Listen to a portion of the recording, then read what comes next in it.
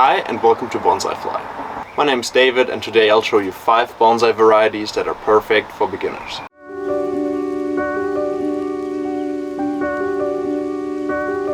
Whether you have a garden, a balcony or no outdoor space at all, when you're just starting the bonsai hobby it's important to choose plants that are easy to care for and robust. So let's get right into it.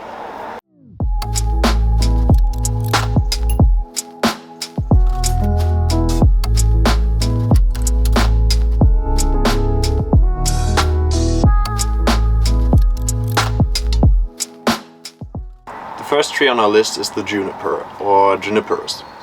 Junipers are very popular subjects for bonsai creation. They are liked by both beginners and advanced practitioners for good reason. There are tons of varieties, such as you can see here. This is a needle juniper, while this juniper has a more scale-like foliage. There are tons of different varieties of junipers and they are very robust and very adaptable. They tolerate both sunny and semi-shaded locations and only need moderate watering. They have a very interesting and aesthetic bark which can be peeled off to reveal a more reddish glow. That red of the bark really contrasts nicely to the green of the foliage and the white of that wood, as you can see here. They also can really forgive some care mistakes such as underwatering, which is very helpful when you're just getting started with bonsai. Junipers are evergreen conifers, which means they retain their foliage year-round. They are excellent for bonsai because of their flexible branches, which can be easily wired and shaped, as you can see here. Their availability is very widespread, and you can easily find juniper material in any garden center, starter trees in nurseries, and tons of online marketplaces. You can grow these from seed if you'd like, or get a more established plant for cheap money. These make for great learning trees as well, because you can really learn wiring, deadwood creation, watering, pruning, basically any basic technique that you'll need on your bonsai journey, these will provide for you. Their hardy nature and their beautiful rugged appearance make them a top choice for bonsai beginners.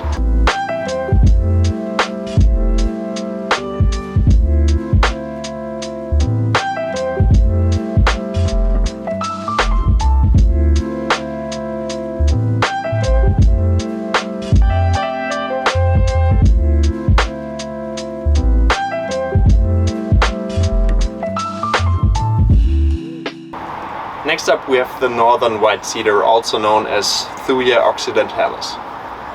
Northern white cedars are also very easy to care for, very resilient trees.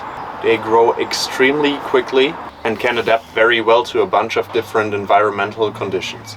These plants have very beautiful foliage, not unlike a juniper actually. It's very scaly. It's just a little more coarse. They also have a very easy to shape structure, not unlike a juniper as well. Some people view the coarser foliage as a disadvantage as to compare to a juniper.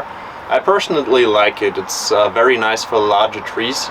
It also needs less maintenance from beginners. These two are evergreen conifers. That means they will retain their foliage year-round. These guys love full sun. This one has been out in full sun ever since it's been styled again earlier this year. And I pruned this only yesterday. There are so many green tips popping up everywhere. These trees are vigorous growers. If these trees are in well-draining soil, such as this tree, but they still are very drought resistant. The branches on these trees are very flexible and can be shaped any way. And what makes these trees a very underrated choice for bonsai in my opinion is that they are so available. They're usually used for hedges. You will see them in hedges all over Europe. I don't know how it is in the rest of the world, but in Europe you just see these as hedges. Barely anyone uses them for bonsai purposes. And these are so cheap and so available. You can literally find them at any nursery, at any garden center. They're especially nice for medium to larger size bonsai because of their coarse foliage. But this one, for instance, only cost me €5 when I bought it in 2021, I think. And just in a couple of years you can transform a $5 plant into a beautiful looking bonsai like this. Out of all conifers that I've worked with, these bounce back the fastest. They can handle rigorous deadwood creation, pruning, wiring, bending. I've once wired and repotted this thing at the same time just to try my luck, which isn't good practice, but you shouldn't do that, especially for the beginner. But yeah, it survived fine, as you can see. I highly recommend that you get one of these. They cost basically nothing and they make super nice subjects. They are so vigorous. Highly recommend them.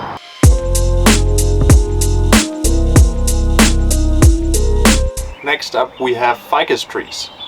And I'm talking about two species of ficus in particular. One is the Ficus microcarpa tiger bark, and the other is the Ficus natalensis. As you can see, this one's a little overgrown right now, as I'm just letting this grow out a little to gain thickness.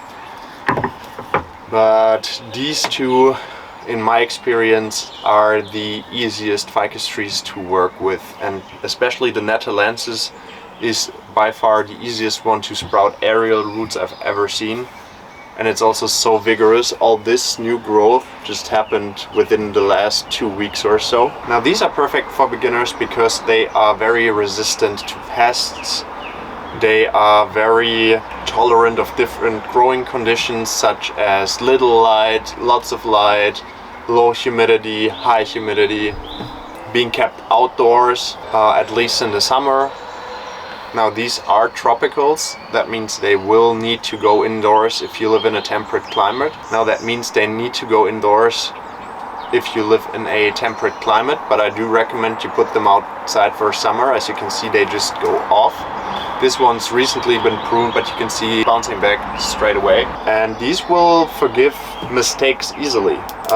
This one right here is actually my first ever bonsai that I bought for like 15 bucks at a hardware store sometime, about 5 years ago.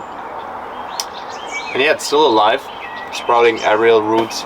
Now I really do need to let this grow out more, which I'm doing currently, as you can see. But yeah, I've made all kinds of mistakes with this tree, and ficus trees, for whatever reason, are hated on by a lot of bonsai practitioners, but honestly, they have very small foliage once you ramify them a little bit. They are easy growers, they are forgiving, you can learn pruning, wiring and bending on them easily. You can keep these completely indoors if you don't have an outdoor area, which is what I did with this one for the first 2.5 years that I've had it. These have interesting root structures that spread into nice root spreads at the base. So you can see this one's growing over a crystal and has engulfed this completely within, I think, 2.5 years. So yeah, very adaptable, very flexible trees. These love lots of water and high humidity, but are super drought resistant at the same time. Their waxy foliage makes it very hard for pests to get to them. Also, these grow hella quickly, so if you want something that develops very fast, especially as a beginner, it's nice to really feel the progress on your trees. Just give these a try. They cost basically nothing. You can find them everywhere. And they're a good learning tool. Now, if you want to keep them in perfect conditions, you will either have to live in a tropical place, such as Florida in the US, or well, anywhere in South America, Southeast Asia basically. But if you don't, you can still keep them. As I said, I keep them outside in summer, I keep them indoors in winters nowadays. I used to keep these just indoors, and these develop very nicely. And as I said before, you can buy them online, you can buy them in every bonsai nursery, you can buy them in any hardware store. Yeah, give these a try.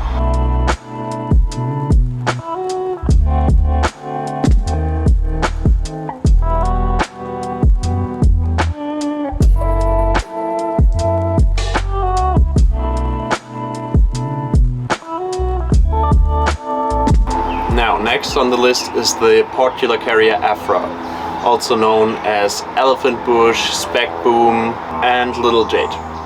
This potentially is one of the easiest trees to care for that you can ever imagine. That's due to its succulent nature. I think this tree originates from South Africa, please correct me if I'm wrong. And it is a succulent, meaning it stores a lot of water in its trunks, branches, and leaves. The wood of this tree will get quite hard, but it's not quite as hard as a juniper. You can also forget about deadwood creation with these guys, it's not possible. However, these guys you can forget to water for a month or two even, and they won't die. If you forget to water them for elongated periods of time, they're probably gonna shed some branches, but they're not gonna die. As with every other bonsai species except for succulents, 4 weeks of not watering would mean certain death for any tree. That makes these very beginner friendly. You can keep these completely indoors if you like. As with the ficus trees, I like to put these outside in summer. I like to put these outside when it gets warmer, which is exactly what I've done with these two trees. However, as you can see, our idea of a German late spring, early summer is 15 degrees and clouds and rain and basically no sun. These have bounced back a little slower than they would in any other year, because something that tends to happen with these, at least in my experience, is once you put them outside, they will shed all their leaves and then regrow them. Usually it takes them about a week and a half or two to bounce back. These are coming back, as you can see, just not quite as vigorously as in previous years. If you can, these will absolutely thrive in full sun. If you have full sun on your balcony or on a south-facing window or in your garden and you put them there for summer, then these will explode. I'm talking about gaining like 20 centimeters of growth within 2 or 3 weeks. These are very easily shaped, they backbud from everywhere, as you can see. Even on the trunk they constantly send out new branches. This sub-trunk here was grown in a year and a half, I think. And this wasn't on here until, yeah, about a year and a half or so ago. So this goes really quickly, and this is quite a significant thickness for a sub-trunk. Now you can water these sparingly, and you should if they're in organic soil, but if they're in free draining soil, these ones are in pumice and lava, you can water them just as much as any other tree, especially if they're in full sun, which will really cause them to thicken up and put out tons of growth. These can flower actually, mine have never. I think it only really happens in very dry conditions, which seems counterintuitive, but that's how it works, I guess. These don't need to be repotted often. They actually like being in the same pot for a longer while, so that makes them super easy as well. Also, these are super available in every hardware store and at every bonsai nursery and being sold as indoor bonsai. And these come cheap. I remember getting this tree. This was one of my first trees ever at a hardware store for about 12 euros or so, which is about the same amount in dollars. And it has turned out to be a splendid little tree. It's a little sparse right now as I've just pruned this, but these backbud so intensely that this will be a full canopy in 2 to 3 weeks max. Same with this one, by the way. These can take some heavy fertilizer too. They're not very fussy about the kind of fertilizer they're getting, as opposed to a lot of other trees that prefer slow release organic fertilizer. I just like to put on mineral inorganic fertilizer on these in copious amounts, and they just explode with growth. If you've never touched a bonsai tree before in your life, this is one of the choices I'd definitely go for.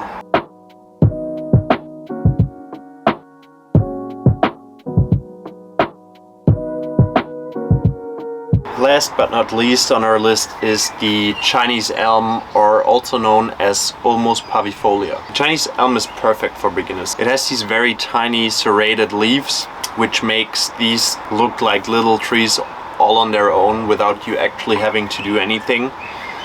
This one's a little overgrown right now, it needs some pruning, but I've just let it go to gain some vigor. You can find these at certainly every bonsai nursery in the world. You can also find these at most hardware stores, at least where I live. You can keep these in most climates. I have seen some people keep these indoors successfully, although my personal experience is that these are better kept outdoors and then just overwintered in a cold room such as a garage or an unheated room like a stairway. These are very forgiving of mistakes, which is great. if you're just starting out. These send out so many tiny new sprouts from everywhere. They will backbud like hell if you prune them, which means if you make a pruning mistake and you cut off a branch in a place where you would have preferred to keep it afterwards, no biggie, these will bud right back. Too much, actually. As you can see, I'm gonna have to remove a couple of these branches to get some spacing in here. But yeah, it makes them super forgiving, super easy to shape. One of the greatest bonsai species to learn pruning for sure. As I've said before, some people grow these indoors, some outdoors, which makes them very versatile. I had this one sit through a winter outdoors a year ago. It did not like that very much, to be honest. It survived, but last winter I've brought it inside and it bounced right back. So that's great. I do recommend that you plant these in pure akadama or soil that has a little bit of an organic component, because these dry out fairly quickly as they consume a lot of energy. Other than that though, they are super easy to keep. If they do dry out, they might lose some branches and some leaves, but as I've said before, these bounce back very quickly. So if you come back and water them afterwards, they will just backbud all over the place. These also form root spreads very easily, which is always a great indicator of good material for bonsai. These also thicken up fairly quickly. This is a very small tree, but I reckon with some proper fertilization and holding back on the pruning, the trunk of this tree will double in size in the next 2 or 3 years. They also develop a very nice textured bark, which along in contrast with the very small dense foliage give them a very elegant feminine feeling, which really catches the eye when you look at a bonsai tree. Yeah, this is one of the trees to go with if you like something like that. These also take very well to wiring. Just don't forget to take the wire off, because these grow so quickly that the wire will bite in fairly quickly. And you can style these into any bonsai shape you like. They bounce back from heavy bends easily. Yeah, such a vigorous, nice species. Very famous for its use in bonsai, and with good reason. And believe me, these are very easy to thicken up, increase density and ramification once they have been brought into the proper shape. Alright, these were 5 bonsai varieties for beginners.